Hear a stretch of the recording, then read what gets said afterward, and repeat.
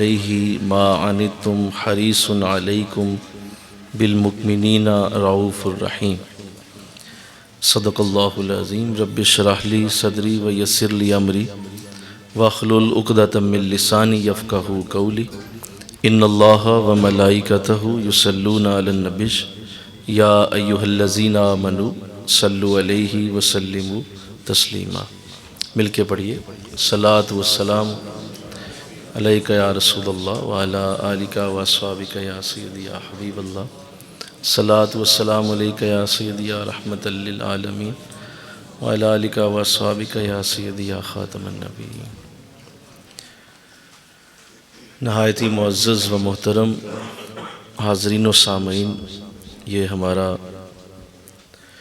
سالانہ قرآن آسان کورس کا مبارک سلسلہ ہے، اس میں مجھے اور آپ کو حاضری کی توفیق مل رہی ہے، اور قرآن پاک کو ترجمے کے ساتھ اور تفسیر کے ساتھ پڑھنے کا شعور اجاگر کرنا، یہ ہمارا اصل میں مقصد ہے، اور اسی مقصد کے ساتھ ہم آپ کو روزانہ ایک ایک آیت پڑھا رہے ہیں، اور ایک ایک آیت کے اوپر ہماری گفتگو ہوتی ہے۔ اس کا مقصد صرف یہ ہے کہ آپ جب اس آیت کو پڑھ کے سمجھ جاتے ہیں اور اس کا نور آپ کو مل جاتا ہے، تو آپ کو چاہیے کہ آپ یہ شعور جو ہے ان لوگوں تک بھی پہنچائیں، اور جب بھی بات کریں تو قرآن کو سمجھنے کے حوالے سے بات کریں، اور آپ کا یہ فرض بنتا ہے کہ خود بھی جب بھی اب قرآن آپ کھولیں تو بغیر ترجمے کے پڑھنا اپنے اوپر حرام کر لیں، اور اس کو خود اپنی ذات کے لیے پہلے کوشش کریں کہ میں نے زندگی میں کبھی بھی قرآن اب بغیر ترجمے کے تفسیر کے نہیں پڑھنا انشاءاللہ۔ اگر یہ حاصل ہو گیا تو کم از کم آپ لوگ جو یہاں آ رہے ہیں، آپ تو کم از کم اس سعادت سے بہرہ ہو جائیں گے اور اصل مقصد پورا ہو جائے گا۔ ورنہ اگر یہ حاصل نہ ہوا تو اس طرح کی گفتگو، بڑے بڑے اچھے واقعات سن لینا اور اس پہ بڑا خوش بھی ہو لینا، اور بعد میں جا کے باہر باتیں بھی کرنا، جی بہت اچھا درس ہوا۔ بھئی درس اچھا ہو گیا، تمہارے اوپر کیا اثر ہوا اس کا، اور تم نے کیا اس کو اپنی زندگی میں اڈاپٹ کیا ہے، کیا طے کیا ہے کہ اب آئندہ میں نے کرنا کیا ہے۔ اس طرح کے دروس ہر جگہ ہو رہے ہیں، بڑے بڑے اچھے علماء ہیں، بڑی بڑی خوبصورت گفتگو کرتے ہیں، تو اللہ عمل کی توفیق دے، اور کم از کم آپ سب لوگ زندگی میں اس بات کو اپنے اوپر لازم کر لیں کہ ہم نے کبھی بھی قرآن تفسیر کے بغیر نہ پڑھنا ہے اور نہ کبھی کسی کو کہنا ہے۔ ہمیشہ اپنے بچوں کو بھی یہی شعور دینا ہے، اسی بات کی طرف لے کے جانا ہے کہ بیٹا تفسیر اگر پڑھی ہے تو ہی قرآن پڑھا ہے، ورنہ نہیں پڑھا ہے۔ اپنی بیوی کو بھی یہی کہنا ہے، اپنی بہن کو بھی یہی کہنا ہے، اپنے شوہر سے بھی یہی بات کرنی ہے کہ آپ نے ترجمہ پڑھا ہے قرآن کا، آپ نے تفسیر پڑھی ہے اس کی، آپ نے کوئی اس کے اوپر کیا وقت دیا ہے۔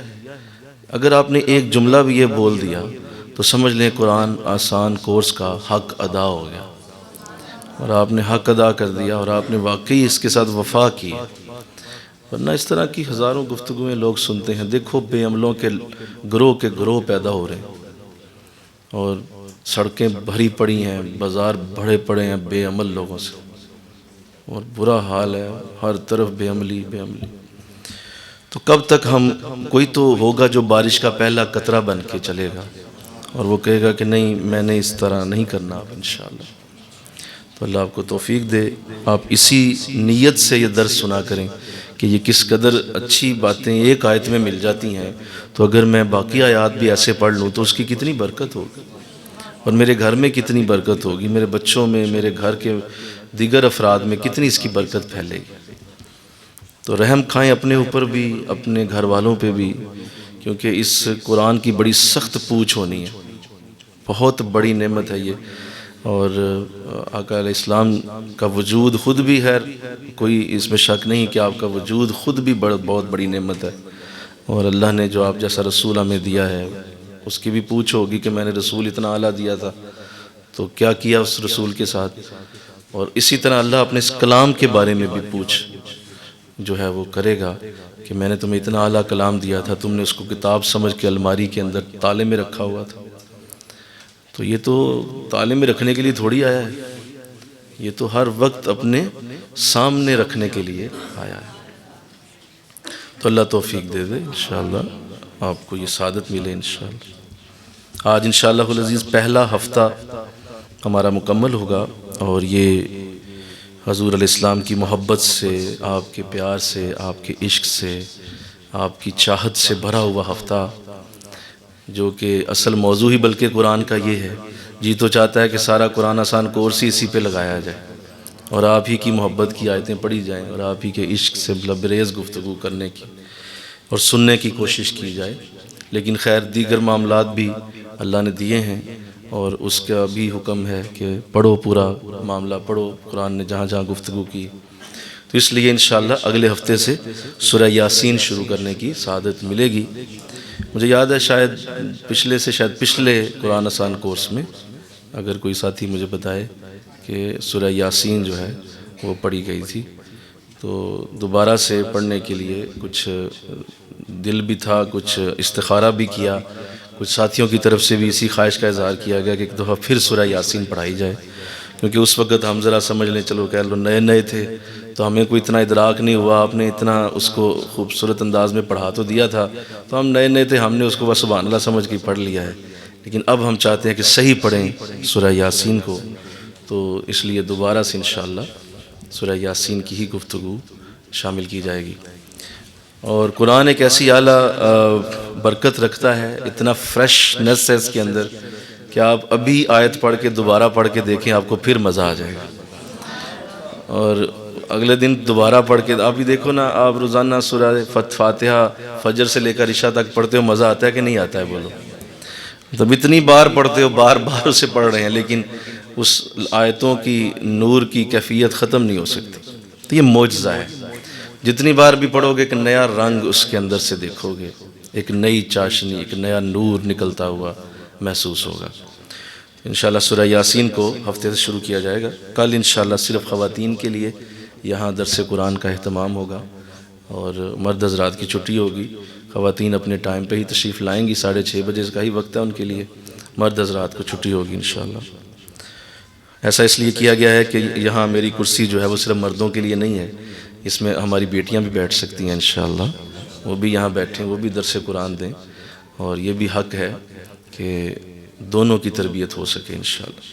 تو انشاءاللہ ہماری بڑی خوبصورت دروس دینے والی بچیاں ہیں، وہ یہاں حاضر ہوں گی، اور اپنے اپنے وقت پہ وہ درس قرآن کا اہتمام انشاءاللہ ان کے لیے کیا گیا ہے۔ آئیے آج کی آیت سے جو برکت نصیب ہو، اللہ کرے میں وہ بتا سکوں جو اس آیت میں اللہ نے ہمیں بتانے کی کوشش فرمائی ہے، اور پوری امت کو جو یہ آیت دی گئی۔ بڑی خوبصورت آیت ہے، سورہ توبہ کی آیت نمبر 128 میں نے پڑھنے کی سعادت حاصل کی ہے۔ آپ کے پاس نوٹس موجود ہیں، سماعت کیجیے۔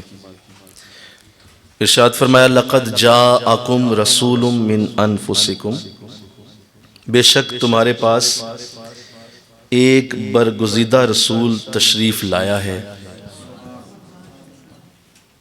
جو تمہارے میں سے ہی ہے، تم میں سے ہی ہے، عزیز علیہ ما عنتم، تمہارا مشقت میں پڑنا اسے بڑا ہی گراں گزرتا ہے، تمہارا مشقت میں آ جانا اسے بہت گراں لگتا ہے، اس پہ بڑی مشکل آ جاتی ہے تمہیں مشقت میں دیکھ کر۔ حریص علیکم، تمہاری بھلائی کے لیے بہت ہی خواہش مند ہے، اس کی بڑی خواہش ہے کہ تمہاری بھلائی ہو جائے۔ بالمومنین، مومنین کے ساتھ بڑا مہربان بھی ہے اور بہت رحم فرمانے والا بھی ہے۔ یہ آیت کریمہ آقا علیہ السلام کی شان مقدسہ پہ بہت بڑی آیت ہے، اور حضور علیہ السلام کا اپنی امت کے ساتھ جو تعلق ہے اس کو اس کے اندر بڑے اچھے انداز میں اللہ نے بیان فرمایا۔ حضور علیہ السلام کا اپنی امت کے ساتھ تعلق کا آغاز آپ کی پیدائش سے ہی ہوتا ہے۔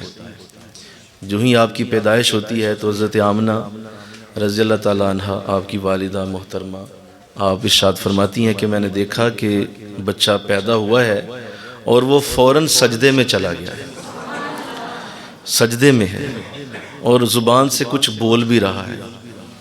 تو میں حیران ہوئی کہ ابھی تو پیدا ہوئے کچھ سیکنڈ ہوئے ہیں، تو اتنی جلدی یہ بچہ کچھ بول رہا ہے اور کچھ زبان سے بھی ادا کر رہا ہے اور سجدے میں بھی چلا گیا.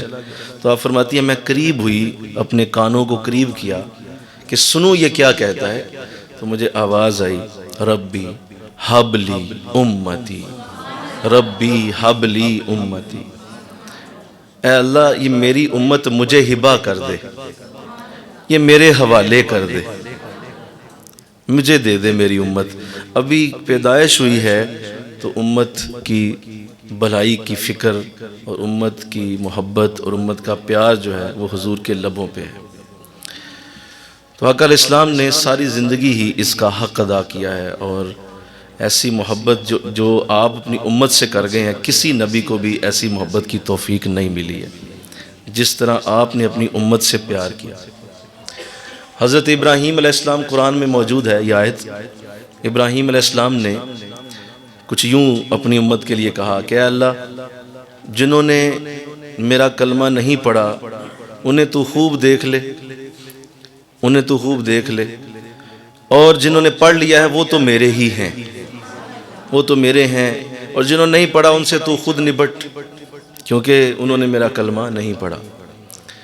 حضرت عیسیٰ علیہ السلام کی بھی بات قرآن میں موجود ہے، یہ بھی بات نوٹ کریں.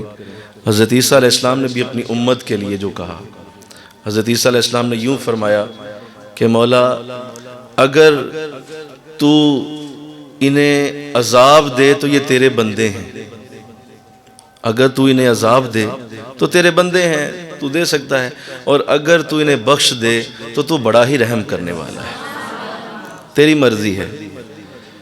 میں تیرے حوالے کرتا ہوں کہ اگر تو انہیں عذاب دینا چاہتا ہے تیرے بندے ہیں، میں کیا کر سکتا ہوں، میری طرف سے کیا ہو سکتا ہے. پھر اگر تو عذاب دینا ہی چاہتا ہے تو تیرے بندے ہیں بھائی، میرے پیدا کیے ہوئے تو نہیں ہیں، تیرے پیدا کیے ہوئے، تو لہٰذا تو جانے تیرے بندے ہیں.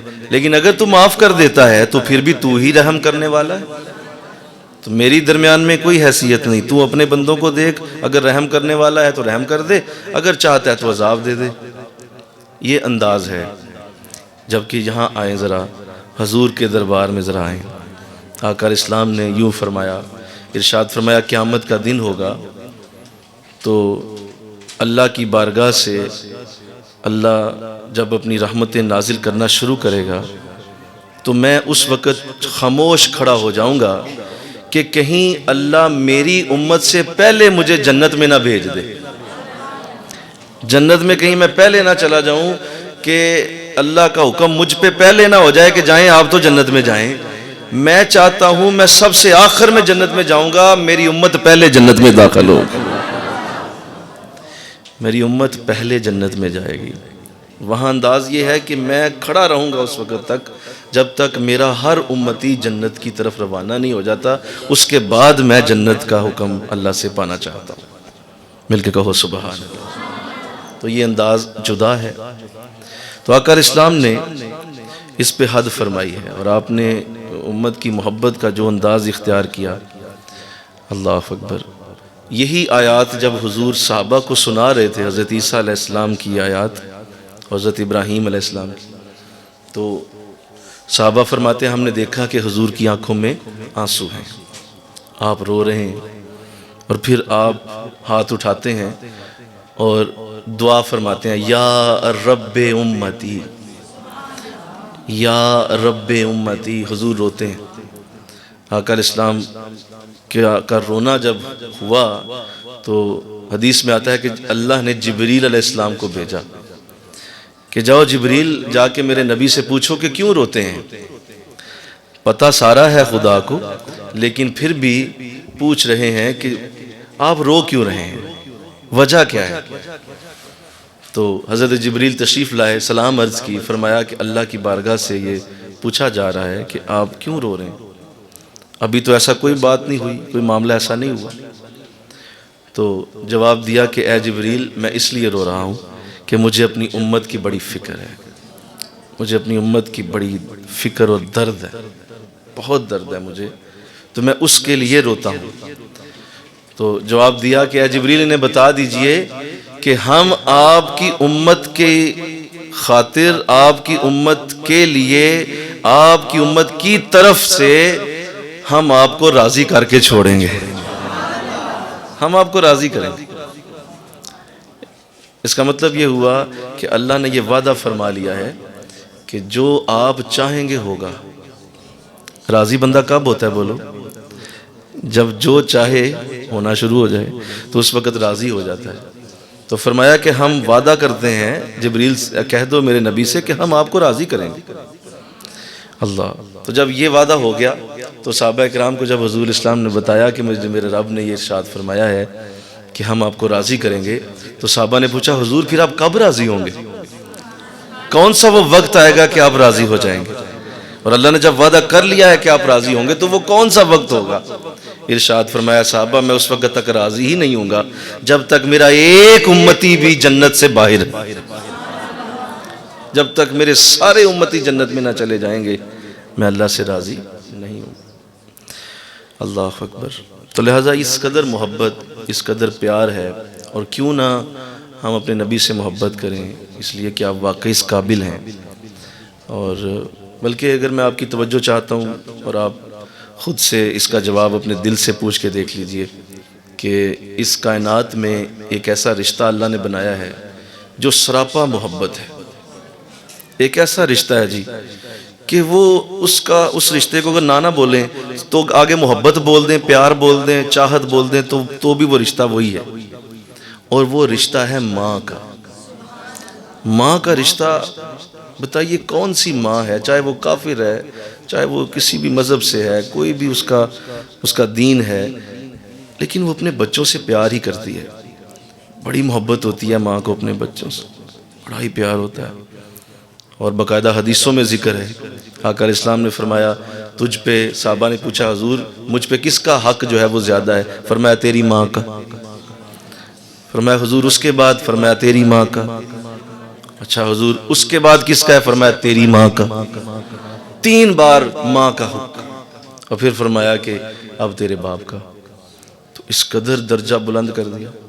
اور ماں کا پیار ضرب المثل، کوئی ماں اپنے بچے کو ہلکی سی تکلیف آ جائے نہیں دیکھ سکتی، ہلکا سا بخار چڑھ جائے نہیں دیکھ سکتی، کوئی دکھ اسے آئے یہ ماں برداشت نہیں کر سکتی، اور یہ ہو ہی نہیں سکتا۔ بلکہ دیکھو ایک مثال دیتا ہوں کہ اگر کسی شخص کی ماں اور باپ بچپن میں ہی وہ بچھڑ گیا اس سے، اور ماں باپ جو ہیں وہ نہ ملے، اور اس کو کسی اور نے پالا، کسی اور نے پال دیا، اب وہ بچہ جب بڑا ہو گیا، جوان ہو گیا، سنو یہ بات، وہ بچہ بڑا ہوا، جوان ہوا، اس کو یہ پتہ ہی نہیں تھا کہ یہ میرے اصلی ماں باپ نہیں ہیں جنہوں نے مجھے پالا ہے، یہ میرے اصل ماں باپ بولو نہیں ہیں جنہوں نے مجھے پالا ہے۔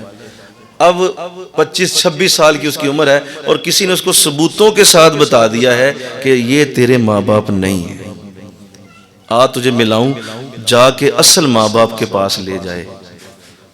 تو اس بات کی تحقیق ہو چکی ہے کہ حالانکہ اس نے پہلی بار ماں باپ کو دیکھا، اور وہ 27-26 سال جنہوں نے پالا، ان کی محبت کم ہو جائے گی اور اصلی ماں باپ کی محبت پیدا ہو جائے گی۔ یہ ایسا رشتہ ہے، یہ طبعی رشتہ ہے، یہ طبیعت کے اندر ڈالا گیا ہے۔ حالانکہ وہ 25 سال محنت کرتے رہے، جوان کر دیا اسے، لیکن جب اصل ماں باپ کا چہرہ دیکھے گا تو ان کی طرف نہیں آئے گا، وہ کہے گا میرے اصل ماں باپ یہی ہیں، بے شک یہ ایک دن بھی مجھے انہوں نے ایک دن بھی پرورش نہیں کی ہے، لیکن یہ میرے ماں باپ۔ یہ ایسا پیار والا رشتہ ہے۔ اور ماؤں کے انداز دیکھو کہ کیا کیا ان کے لیے جو ہے وہ مشکل ہوتا ہے، پھر بھی اپنے بچوں کے لیے کیا کیا کر جاتے ہیں، کس قدر محبت اور پیار اس کے اندر ڈالا گیا ہے۔ اللہ، ایک صحابی نے پوچھا تھا حضور سے کہ حضور میں نے اپنی ماں کو اپنے کندھوں پہ اٹھا کر چارپائی پورا حج کروایا، اور میں نے کوئی ایسا رکن نہیں چھوڑا جو میں نے کندھوں پہ اٹھا کے نہیں کروایا، سارے رکن کروائے۔ تو حضور کیا میں نے ماں کا حق ادا کر دیا ہے؟ کیا حق ادا ہو گیا ہے کہ اتنی محنت کی ہے، طواف کروایا، صفا مروہ کروائی، منی مزدلفہ لے کے گیا، عرفات کے دن میں نے انہیں اٹھا کے رکھا ہے، نمازوں میں میں نے ان کی مدد کی ہے، میں نے کوئی اپنا کام کیا ہی نہیں، سارا حج ماں کو اٹھا کے کیا۔ آقا نے فرمایا تو حق کی بات کرتا ہے، ایک رات ایسا ہوا تھا کہ تو بچہ تھا، تو نے پیشاب کر دیا بستر پہ، اور رات سرد تھی تو تیری ماں تیری جگہ اس ٹھنڈی جگہ پہ لیٹ گئی اور تجھے اپنے سینے پہ لٹا لیا. ارے تو ایک رات کا حق نہیں ادا کر سکا, تو ساری زندگی کا حق کیسے ادا کرے؟ تو اتنا عظیم رشتہ ہے یہ. لیکن قیامت کا دن جب آئے گا نا تو یہ ماں تجھے بیٹا پہچاننے سے انکار کر دے گی. اس دن کوئی رشتہ نہیں ہوگا. بیٹا ماں کے قدموں میں لوٹنے کی کوشش کرے گا, ماں آج بچا لے, ماں ٹھڈا مار کے اسے دور کر دے گی, کون ہے تو؟ میں تیرے بوجھ کو نہیں اٹھا سکتی, تیرے گناہوں کو اپنے سر نہیں لے سکتی. آج کوئی رشتہ نہیں, کوئی ماں نہیں, کوئی بیٹا نہیں. اس وقت کوئی ماں تیرے قریب پھٹک گئی تو کہنا, ساری زندگی جس نے تمہارے ساتھ تمہیں دھوپ سے, تمہیں پریشانیوں سے بچا بچا کے اپنی گود کا نرم اور گرم اور محبت والا آنچل دیا, قیامت کے دن تجھ سے اس طرح بھاگے گی جیسے تجھ سے بڑا کوئی بھوت اور جن ہے ہی نہیں دنیا میں. اس وقت کون سہارا دے گا؟ محمد الرسول اللہ صلی اللہ علیہ وسلم. آقا علیہ السلام اس وقت آئیں گے تمہارے پاس, حضور اس وقت آئیں گے جب کوئی تمہارے پاس قریب نہیں ہوگا. اس وقت آقا کی آواز آئے گی, انا لہا, انا لہا, میں ہوں تیرے لیے, میں ہوں تیرے لیے, ارے میں ہوں تیرے لیے, آجا میرے دامن میں آجا, میں تیرے لیے. اس نبی کی رحمت کا اس دن اندازہ ہوگا. آج تو لوگ کہتے ہیں نا کہ میرا فلاں بھی ہے, میرا ڈمکان بھی ہے, وہ فلاں بھی میرے پاس ہے, فلاں بھی میرے پاس ہے, فلاں. کوئی اس دن نیڑے لگ گیا تو کہنا, کوئی پاس نہیں آئے گا. حضور آئیں گے اور آپ تشریف لائیں گے اور آپ اپنے امتی کے قریب ہو جائیں گے. اور اس وقت آپ کا رشتہ اتنا بڑا ہے کہ اللہ اکبر, جب کوئی تمہارے پاس نہیں ہوگا تیرا نبی تجھے اپنے سینے سے لگانے کے لیے تیار. اللہ تو قرآن نے اسی لیے, میں ابھی آپ کی توجہ چاہوں گا کہ اس حد تک حضور کی محبت ہے امت کے ساتھ کہ اللہ نے اقرار کیا ہے اس آیت کے اندر. یہ اصل میں ایک اعتراف کی آیت ہے. اس کے اندر اللہ اعتراف کر رہا ہے. کیا اعتراف کر رہا ہے؟ کہ نبی میں حیران ہو گیا ہوں, تو اپنی امت کے لیے اتنا حریص ہے, اس قدر تو اپنی امت کی بھلائی چاہتا ہے, اتنا اپنی امت سے پیار کرتا ہے. میں تجھے اپنے 2 نام تجھے گفٹ کرتا ہوں, رؤوف اور رحیم. ویسے میں ہی ہوں, لیکن اے نبی جا تجھے بھی یہ نام عطا کرتا ہوں. رؤوف بھی تو ہے اور رحیم بھی تو ہے, ہم تجھے یہ نام دیتے ہیں. حالانکہ یہ میرے اپنے ذات کے نام ہیں, میں رؤوف اور رحیم ہوں, لیکن اے نبی میں نے دیکھا حد کر دی, تو نے حد کر دی اپنی امت سے پیار کی, ہم تجھے یہ دونوں نام دیتے. اللہ اکبر, حد کر دی. کہا یہ مومنین کے ساتھ رؤوف بھی ہیں, رحیم بھی ہیں, حریص بھی ہیں. انہیں تمہارا ذرا مشقت میں آنا بڑا ہی گراں گزرتا ہے, ان کا رنگ اڑ جاتا ہے, ان کے چہرے پہ ہوائیاں آ جاتی ہیں, اپنی امت کو پریشان نہیں دیکھ سکتے. یہ بہت بڑا تمہارے لیے اللہ سے انعام لے کے رہتے ہیں, یہ بڑے حریص ہیں. اللہ, مل کے کہو سبحان اللہ. کس قدر حضور کو محبت ہے اپنے امتی کے ساتھ. یہ حدیث جب مجھے یاد ہے, میں نے بڑا عرصہ پہلے یہ حدیث پڑھی تھی, سنی دی تھی, تو بس اس کے بعد جو آپ سے ایک محبت اس حدیث کے بعد ہوئی ہے جو ابھی سنانے لگا ہوں.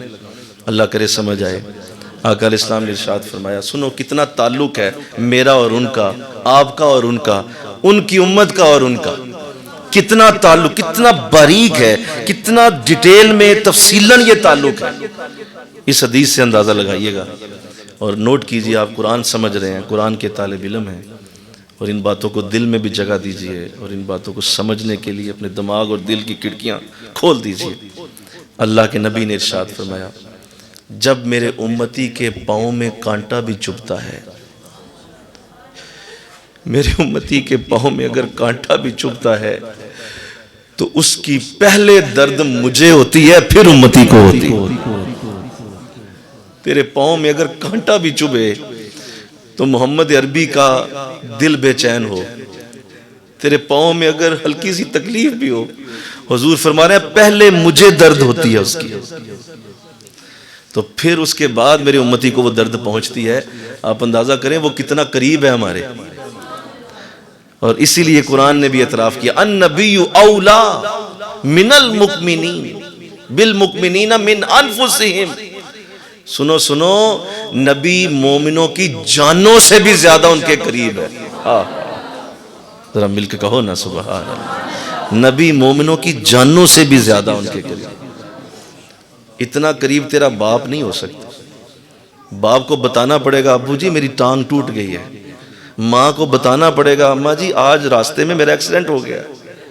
بھائی کو بتانا پڑے گا میں ہاسپٹل ہوں آ جاؤ. بہن کو فون کرنا پڑے گا میری تکلیف ہے آ جاؤ میری تیمارداری کر لو. حضور فرما رہے ہیں نہیں نہیں، تیرے پاؤں میں کانٹا بھی چبھے تو پہلے درد مجھے ہوتی ہے. پہلے درد مجھے ہوتی ہے. آپ رشتے کی نزاکت دیکھیے، آپ اس رشتے کی قربت دیکھیے، آپ اس رشتے کی اس کے اندر وہ گہرائی دیکھیے کہ ایک امتی کو ہلکا سا پاؤں میں ٹھڈا لگا ہے، ادھر مدینے میں خبر پہنچ گئی ہے. ادھر مدینے خبر پہنچ گئی. اللہ. شروع میں ایسا ہوتا تھا کہ آقا اسلام جب مدینہ شریف تھے تو جب مسلمانوں کی تعداد ابھی کم تھی اور مسلمانوں کی تعداد آہستہ آہستہ بڑھتی رہی تو صحابہ کیا کرتے، اگر کوئی وصال کر جاتا تو حضور اسلام کو فوراً خبر دی جاتی، حتیٰ کہ اگر کوئی بہت زیادہ بیمار ہوتا تو بھی حضور کو خبر دی جاتی اور پتہ ہوتا کہ اب یہ دنیا سے جانے والا ہے تو آقا اسلام کو بتا دیا جاتا کہ حضور وہاں فلاں صحابی اس وقت بالکل آخری دموں پہ. تو اکثر حضور علیہ السلام وہاں پہنچ جاتے تھے اور آپ پہنچتے اور اس صحابی کی عیادت بھی کرتے. پھر آپ کی موجودگی میں اگر وہ وصال کر جاتا تو آپ وہیں تشریف رکھتے. اس کے بعد اس کا کفن دفن اور پھر نماز جنازہ یہ سارا کچھ آپ کروا کے ہی واپس آتے. تو ایسا ہوتا تھا. تو ایک دن ایسا ہوا کہ آپ کو اسی طرح بتایا گیا کہ صحابی کے بارے میں تو آپ تشریف لے گئے. اتفاق سے وہ صحابی بالکل آخری دموں پہ تھا اور جب حضور پہنچے وہاں تو حضرت اسرائیل بھی تشریف لائے. وہ جان قبض کرنے کے لیے حاضر ہو گیا. آقا اسلام نے انہیں دیکھا تو جب وہ قریب آئے تو آپ کو یہ علم ہونا چاہیے کہ جو جان ہے وہ پاؤں سے سب سے آخر میں نکلتی ہے. پاؤں سے ہوتی ہوئی پاؤں سے نکلتی ہے جا کے. تو وہ جان نکالنے کے لیے تیار تھا تو حضور اسلام نے جب اسے دیکھا تو آپ نے اس کے قریب اس کو بلا کے فرمایا اے اسرائیل میرا غلام ہے، ذرا نرمی کرنا، نرمی کرنا، میرا غلام ہے. تو حضرت اسرائیل کا جواب سنیے. حضرت اسرائیل جو ہیں تڑپ کے فرمانے لگے حضور آپ مجھے ایسا کیوں کہہ رہے ہیں؟ خدا کی قسم قیامت تک آپ کے سارے غلاموں سے نرمی ہی کروں گا. حضور جتنے آپ کے غلام ہوں گے میرا وعدہ ہے میں نرمی ہی کروں گا، میں کبھی سختی نہیں کروں گا. میں جانتا ہوں آپ کو کتنی محبت ہے اپنے غلاموں سے، مجھے اچھی طرح علم ہے. اللہ اکبر. تو اس حد تک کہ وہ نبی جان نکلتے ہوئے بھی سفارش کر رہا ہے. جان نکالتے ہوئے بھی سفارش کا انداز ہے کہ میرے امتی کو درد نہ ہو، میرے امتی کو تکلیف نہ ہو. اللہ اکبر. تو حد ہو گئی، اس قدر محبت ہے، اس قدر پیار ہے. آئیے میں آپ کے سامنے اب ایک ایسا خوبصورت انداز اور ایک ایسے اعلیٰ طریقے سے حضور کی اس محبت کو رکھنے لگا ہوں کہ شاید اس کے بعد زندگی میں اس طرح کے انداز کو سننے کا موقع نہ ملے اور ایسے لفظ شاید سامنے نہ آ سکیں. ایک تو میں نے ابھی عرض کر دیا کہ پیدا ہوتے ہی اپنی امت کے لیے دعا کی ہے. پیدا ہوتے ہی یہ شروع ہو گیا سلسلہ اور اس کے بعد آپ اپنی امت کے لیے اکثر دعائیں کرتے پائے گئے. حضرت عائشہ صدیقہ رضی اللہ تعالیٰ عنہ فرماتی ہیں کہ میں حضور کو دیکھتی کہ آپ سجدے میں روتے تھے، سجدے میں روتے تھے اور میں آپ کے آنسوؤں کی آواز سنتی جو جائے نماز کے اوپر گر رہے ہوتے تھے. ٹپ ٹپ کی آواز آتی، اتنا پانی جمع ہو جاتا، اتنا آنسو آپ بہایا کرتے. اور آپ فرماتی ہیں میں پھر اٹھ کے سنتی تو میں سنتی کہ حضور اپنی امت کے لیے دعائیں مانگ رہے ہوتے. تو یہ سلسلہ جاری رہا، یہ آپ نے کبھی نہیں چھوڑا. اور حد کر دی آپ نے. جب معراج پہ جاتے ہیں تو 50 نمازیں ملتی ہیں لیکن حضور 5 کروا کے لے کے آتے ہیں. فرماتے ہیں نہیں میری امت 50 نہیں پڑھ پائے گی. اور بہانہ بن گیا حضرت موسیٰ علیہ السلام کا، 5 نمازیں لے کے آتے ہیں. کتنا بڑا کرم ہے بولو. کبھی ساری زندگی اسی پہ سجدے میں رہو تو شاید حق ادا نہ ہو۔ 5 نمازیں لے کے آ جاتے ہیں۔ 24 گھنٹے کا روزہ رکھا ہے عیسائیوں نے اور یہودیوں نے، حضور نے اپنی امت کے لیے 12 گھنٹے کا کروایا ہے۔ میری امت پہ تکلیف ہے، 24 گھنٹے نہیں رکھ سکتے، اور میری امت کے لیے ایسا نہیں ہوگا مولا تو 12 گھنٹے کر دے۔ آدھا دن روزہ اور آدھا دن افطار، 24 گھنٹے کا روزہ ہماری امت کے لیے بولو نہیں رکھا، حضور نے کرم نوازی فرما دی۔ اس کے بعد جو ہے زندگی میں حج صرف ایک بار فرض کیا اللہ، قرآن نے کہا حج البیت، قرآن نے کہیں نہیں لکھا ایک بار ہے، یہ میرے نبی کی محبت ہے، ایک بار۔ کہ صحابی نے آپ سے پوچھا جب حج فرض ہوا تو وہ حاضر ہوئے، کہا حضور کیا حج ہر سال فرض ہے؟ آقا اسلام نے چہرہ انور پھیر کے دوسری طرف کر لیا، ووٹ کے ادھر آ گیا، فرمایا حضور میری ماں باپ آپ پہ قربان ہوں، میں نے پوچھا ہے کیا حج ہر سال فرض ہے؟ حضور نے چہرہ انور پھیر کے ادھر کر لیا، ووٹ کے ادھر آ گیا، فرمایا حضور میں عرض کر رہا ہوں کہ کیا حضور حج ہر سال فرض ہے؟ تو آقا اسلام نے ارشاد فرمایا صحابی جب میں خاموش ہوں تو تجھے بھی خاموش رہنا چاہیے، اگر میرے منہ سے ہاں نکل جاتا تو حج ہر سال ہی فرض ہو جاتا۔ ایک بار زندگی میں ایک بار ادا کرو، ساری زندگی چھٹی، دوبارہ فرض نہیں ہے، اگر نفلی کرنا چاہو جتنے چاہے کر لو۔ یہ امت پہ بہت بڑی آسانی جو ہے وہ حضور نے پیش فرمائی ہے۔ زکوٰۃ جو ہے حضور نے نصاب کے ساتھ رکھوائی ہے، 7.5 تولے سونا ہوگا اور 52.5 تولے چاندی ہوگی، اس کے برابر رقم ہوگی، اور وہ بھی 1 سال پڑی رہے گی تب زکوٰۃ فرض ہوگی۔ لہذا امت کے لیے آسانی پیدا کر دی کہ 1 سال بھی پڑی ہو، 7.5 تولے اور 52.5 تولے چاندی، سونا بھی چاندی، اور اس طرح دیگر معاملات انوالو کر دیے کہ کم سے کم لوگوں پہ یہ تکلیف آ جائے، جو کم سے کم لوگ اس کا معاملہ بنے گا وہ میری امت کے لیے آسان ہوگا۔ اللہ، اس کے بعد دیکھیے حج زندگی میں ایک بار فرض ہوگا، لیکن آقا اسلام نے اپنی امت کے لیے کیا خوبصورت انداز بنائے کہ یہ تو ایک دفعہ جائیں گے اور 40 دن کی مشقت ہے اور پھر کتنے لاکھوں روپے لگائیں گے۔ فرمایا جس نے ماں باپ کا چہرہ پیار سے دیکھا 1 حج کا ثواب۔ فرمایا حضور اگر کسی نے 100 دفعہ دیکھا، فرمایا 100 حجوں کا ثواب۔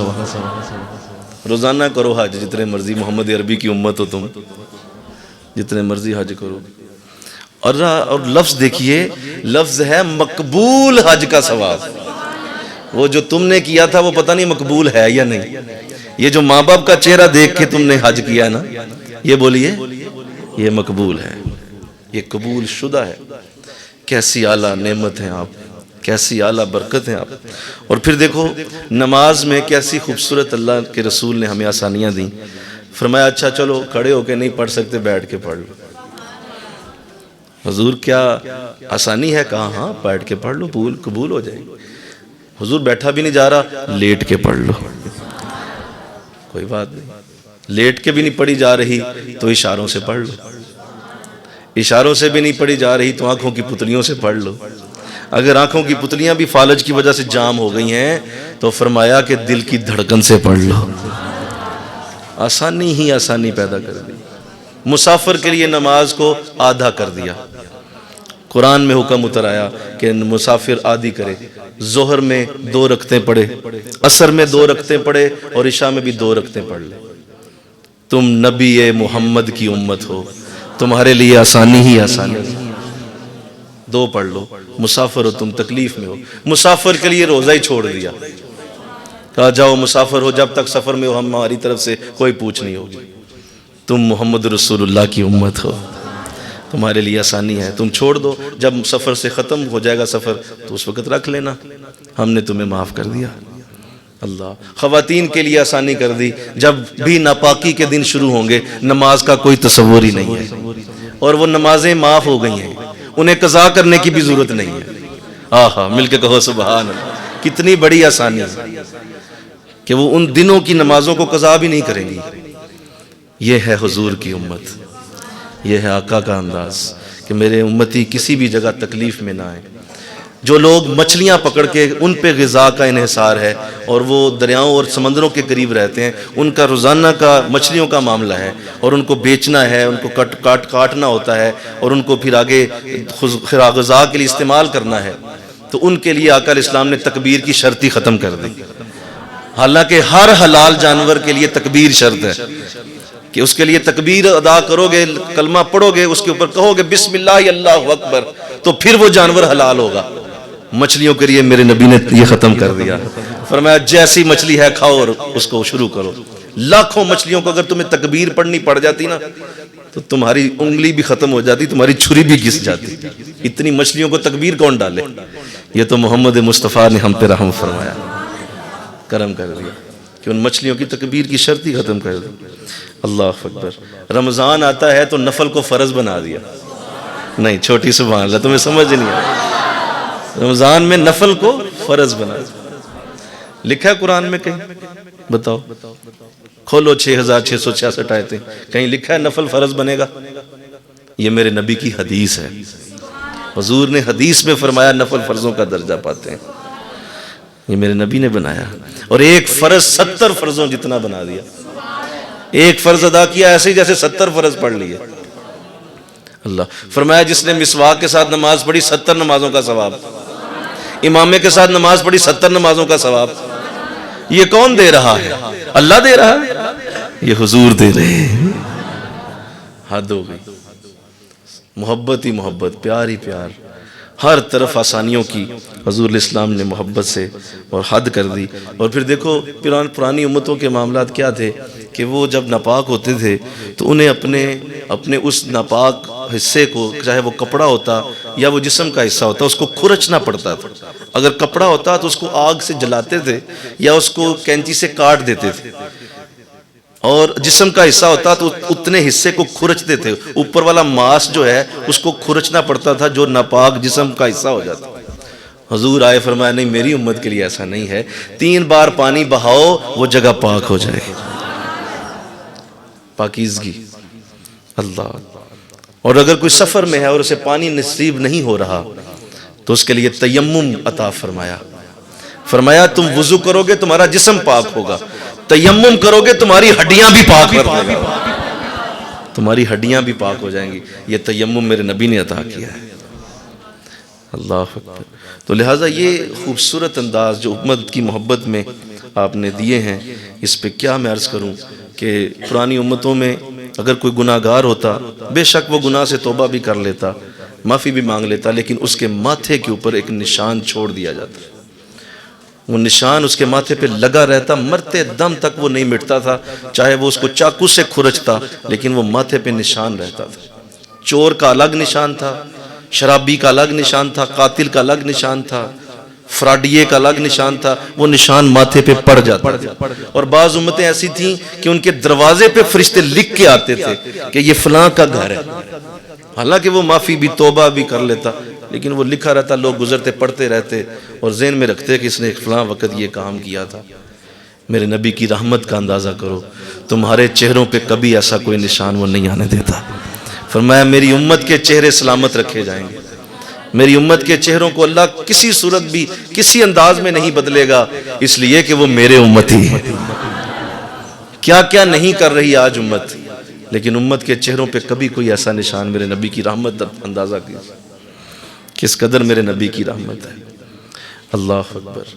تو یہ تو زندگی میں آپ دیکھ رہے ہیں نا، یہ تو زندگی میں دیکھ رہے ہیں کہ یہ سارا کچھ حضور نے ہمارے لیے اہتمام کیے، کہ آپ حریص ہیں ہمارے لیے، آپ بہت زیادہ حریص ہیں کہ کسی طرح میری امت بخشی جائے، میری امت کی معافی کا سبب ہو۔ اور دیکھو پرانی امتوں کا انداز یہ تھا کہ جب وہ گناہ سے توبہ کر لیتے تو توبہ تو ہو جاتی، اللہ معاف بھی کر دیتا، لیکن وہ نشان رہتا۔ یہاں یہ حال ہے، آقا علیہ السلام نے فرمایا اگر میرا امتی اپنی زبان سے توبہ کرے اور اللہ سے کہہ دے مولا مجھے معاف کر دے، وہ ایسے ہو گیا جیسے اس نے گناہ کیا ہی نہیں، گناہ کیا ہی نہیں ہے، مٹ چکا، ختم ہو گیا، اس کا وجود بھی باقی نہیں رہا۔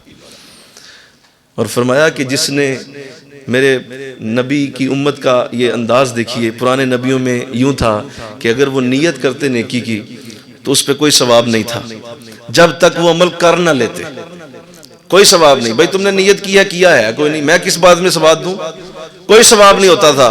فرمایا میری امت میں ایسا نہیں ہوگا, کوئی نیت بھی کرے گا اللہ اس کو اسی وقت ثواب دے دے گا, اور دوبارہ جب وہ عمل نیک کرے گا تو دوبارہ ثواب دے دے گا. یوں ایک عمل کا 2 بار ثواب ہوگا, ایک نیت کے اوپر اور دوسرا عمل کرنے کے بعد. یہ میری امت, میرے نبی کی رحمت, یہ میرے نبی کا کرم. دیکھو یہ تو دنیا میں کیا, دنیا میں سارے انداز بنائے, اور کیا خوبصورت انداز ہے. چلو اب دنیا میں سارا کچھ تمہیں دے دیا, یہ سارے کرم, لمبی لسٹ ہے, میں اس طرف چلا گیا, میرا وقت کم ہو جائے گا. آپ خود اس کا مطالعہ کیجئے کس حد تک حضور حریص ہے, کس حد تک آقا حریص ہونے کی آخری حدوں تک چلے گئے ایک انسان کو بخشوانے کے لیے. اب جب وہ فوت ہو گیا ہے تو فرمایا 40 لوگ جس کے جنازے میں چلے گئے, امید ہے اللہ اسے معاف کر دے گا. 40 لوگوں کی جماعت کھڑی کر دو, میرے اس امتی کی بخشش کے لیے کافی ہے. اللہ. حضرت عمر رضی اللہ تعالیٰ عنہ آپ تشریف لائے حضور کے پاس, ارشاد فرمایا آقا علیہ السلام نے, عمر کہاں سے آئے ہیں؟ سنیے یہ حدیث اور دل کو تازہ کیجئے, اور زندگی میں ایک نیا ترنگ لے کے آئیے, ایک نیا جذبہ لے کے آئیے. یہ مردہ زندگی چھوڑ دیجئے, نکلیے اس مردہ زندگی سے. ہم بڑے اعلیٰ نبی کی امتی ہیں, بڑے اعلیٰ نبی کی امت ہیں. تو فرمایا عمر کہاں سے آئے ہیں؟ فرمایا آقا ابھی ایک جنازہ پڑھ کے آئے ہیں, ایک دوست کا جنازہ تھا, اس کا جنازہ پڑھا ہے. تو فرمایا عمر اچھا چلو جنازہ پڑھ کے آئے ہو, بتاؤ گے مجھے کہ کتنے لوگوں نے اس کی اچھی زندگی کی گواہی دی ہے, کتنے لوگ یہ کہتے ہوئے تم نے دیکھے ہیں کہ یہ بہت ہی اچھا انسان تھا؟ فرمایا حضور میرے ذہن میں ہوتا تو میں ضرور سنتا مختلف جگہوں سے جا کے, آپ نے یہ سوال کیا ہے لیکن میں نے ایسا ذہن نہیں رکھا تھا. ہاں آپ نے پوچھا تو مجھے یاد آ رہا ہے کہ میں گزرتے ہوئے دیکھا 3 لوگ کھڑے تھے. کتنے لوگ؟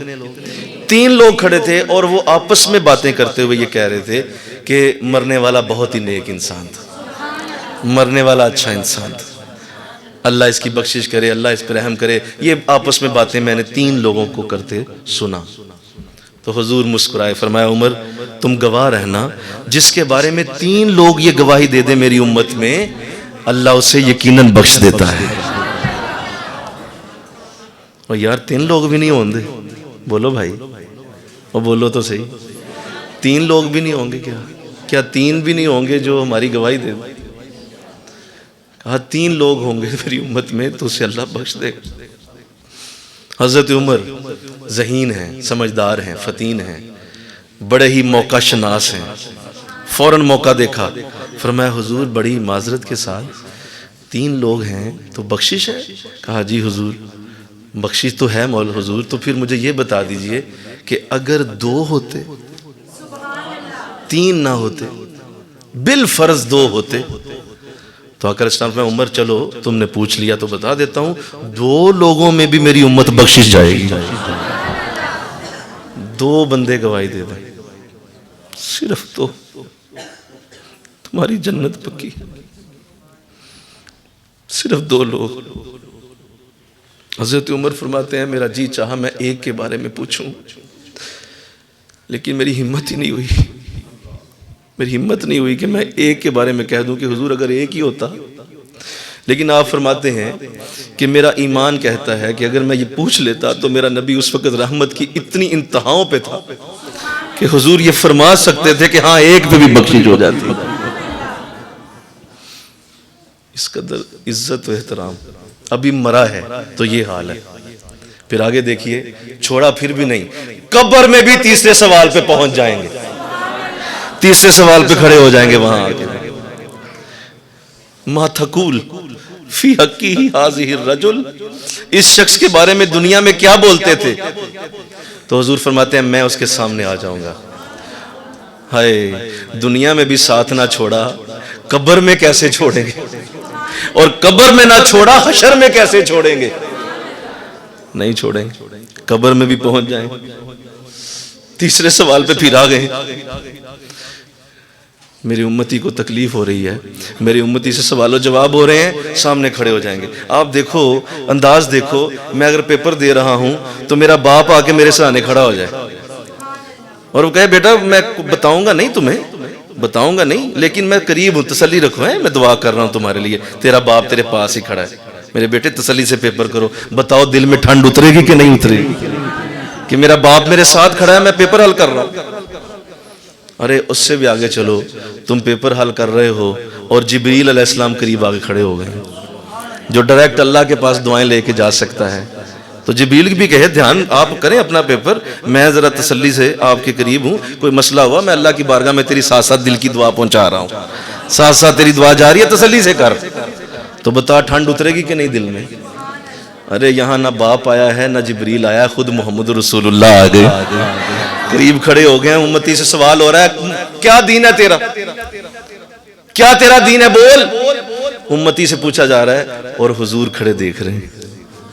امتی کا اس وقت کیا انداز ہوگا کہ میرا نبی میری محبت میں میرے پاس آ گئے۔ ہر سیکنڈ میں کئی ہزار لوگ قبروں میں اترتے ہیں، میرا نبی ہر قبر میں اتر کر ہر ایک کے لیے آسانی کا سبب بن رہا ہے، ہر ایک کے لیے آسانی کا سبب۔ قبر میں بھی ساتھ نہیں چھوڑا، قبر میں بھی پیچھے نہیں ہٹے۔ اللہ اکبر۔ تو لہٰذا میں آپ کی اس بات پہ توجہ چاہوں گا کہ یہ تو قبر کا منظر ہے، آئیے میں اور آپ جس دن حشر کے دن کھڑے ہوں گے، جس دن حشر کا دن آئے گا، فقط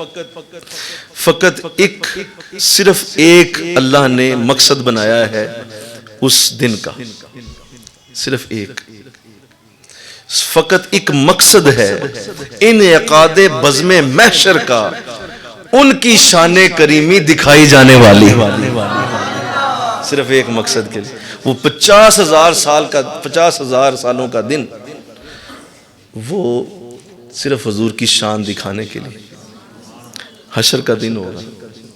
اور آقا علیہ السلام اس وقت کیا حالت ہوگی کہ آپ دوڑ رہے ہوں گے، کبھی آپ میزان کے اوپر بھاگ رہے ہیں، کبھی آپ صراط مستقیم پہ پہنچے ہوئے ہیں، کبھی آپ پل صراط پہ ہیں، کبھی آپ جنت کے دروازے پہ ہیں، کبھی دوزخ کے دروازے سے گھسیٹ کے لے کے آ رہے ہیں، مسلسل آپ دوڑ کر اپنی امتیوں کو بچا رہے ہوں گے۔ اللہ، امام حسن رضا رحمۃ اللہ علیہ نے وہ کیا خوبصورت نقشے کھینچے ہیں، عزیز بچے کو ماں جس طرح تلاش کرے، عزیز بچے کو ماں جس طرح تلاش کرے، خدا گواہ یہی حال آپ کا ہوگا۔ اس طرح بھاگ کے آپ اپنی امتیوں کو بچا رہے ہو۔ ہزار جان فدا نرم پاؤں پر، ہزار جان فدا نرم پاؤں پر، پکار سن کے اسیروں کی دوڑتا ہوگا۔ وہ نرم پاؤں ہے، لیکن جہاں سے پکار ہوگی حضور دوڑ کے پہنچیں گے وہاں۔ کسی کی بیڑی کھول رہے ہوں گے، کسی کی ہتھکڑیاں کھول رہے ہوں گے، کسی کے جو ہے وہ اس نامہ اعمال کے پلڑے پہ جو وزن کم ہے، اپنا درود رکھ کر وہ پلڑا بھاری کر رہے ہو، وہ پلڑا بھاری کر رہے ہو۔ اس قدر محبت اور پیار اور اتنی بڑی شانیں کہ جب وہ سجدہ کریں گے، اللہ اکبر، سارے نبی جب کسی صورت بھی اللہ کے سامنے کھڑے ہونے سے ڈر رہے ہوں گے، تو اس وقت آقا فرماتے ہیں میں اللہ کے سامنے سر سجدے میں رکھ دوں گا، اور ایسی میں ثنا پڑھوں گا کہ اس ثنا کو سن کے میرا رب فرمائے گا اے محمد صلی اللہ علیہ وسلم، ایسی ثنا تجھ سے پہلے کسی نے نہیں کی، کسی جن، کسی فرشتے، کسی انسان، کسی مچھلی، کسی جانور، کسی ہوا کے ذرے نے ایسی ثنا نہیں پڑھی جو آج آپ نے پڑھ لی۔ اٹھائیے سر، اشفا تشفا، جو کہیں گے ہم کرنے کو تیار ہیں، مانگیں، سل توتا، تو سوال کر ہم عطا کریں گے، ہم عطا کر دیں گے۔ ایسی ثنا کبھی نہیں سنی۔ کس کے لیے؟ کس کے لیے؟ جس کی 2 نمازیں آج پڑھنا ہم پہ بھاری ہے، جس کی خاطر 2 روزے رکھنا مشکل ہے، جس کے لیے یہ چہرے پہ داڑھی سجانا لوگ کہتے ہیں دیکھو کیا رکھ دیا تم، کہتے تیری شادی نہیں ہوگی، جس کے لیے ان جیسا حلیہ اور ان جیسے کپڑے اور ان جیسا اندازہ، تو کیا دکیا نوس بنا ہو اور تو پینڈو ہو گیا،